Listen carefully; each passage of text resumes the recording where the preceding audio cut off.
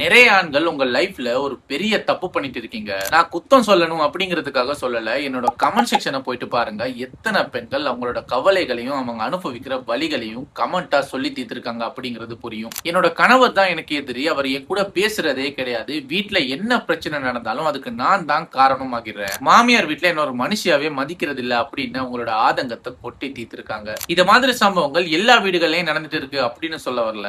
ஆனா 50% வீடுகள்ல இது நடக்குது அப்படிங்கிறது தான் கொடூரமான உண்மை. கொஞ்சம் யோசிச்சு பாருங்க. பிறந்த காலத்துல இருந்து 20-25 வருஷமா இதுதான் உலகம் அப்படின்னு பார்த்து வாழ்ந்த ஒரு வீடு, பெத்த அம்மா அப்பா கூட பிறந்தவங்க எல்லாரையும் விட்டுட்டு கணவன் அப்படிங்கிற ஒரு பேரை நம்பி, ஒரு வார்த்தையை நம்பி வர ஒரு பெண்ணை எப்படி பாதுகாக்கணும்? உண்மையை சொல்லணும்னா சில வீடுகள்ல அவங்கள ஒரு வேலைக்காரி மாதிரியே பாக்குறாங்க. சொந்த வீட்டுல அவ எப்படி ஒரு ராணி மாதிரி சுதந்திரமா பாதுகாப்பா வாழ்ந்திருப்பா, அதே மாதிரி அவளை பாதுகாப்பா வச்சு பாத்துக்கிறது தானே ஒரு உண்மையான கணவனோட கடமை.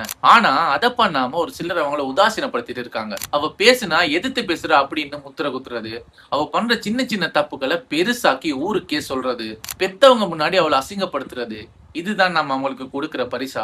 எந்த பெண்ணும் உங்ககிட்ட பெரிய கோட்டை வேணும், கோடிகள் வேணும் அப்படின்னு கேட்கறது கிடையாது. அவங்க எதிர்பார்க்கறது ஒன்னே ஒண்ணுதான். தான் பிறந்த வீட்டுல எவ்வளவு பாதுகாப்பா சுதந்திரமா தனக்கு பிடிச்ச மாதிரி வாழ்ந்தாலோ அதே மாதிரி தான் புகுந்த வீட்லயும் சந்தோஷமா சுதந்திரமா தனக்கு பாதுகாப்பா வாழணும் அப்படிங்கிறது தான் அவளோட ஆசை. அதை மட்டும் தான் ஒவ்வொரு பெண்ணும் உங்க வீட்டுல எதிர்பார்க்கறாங்க.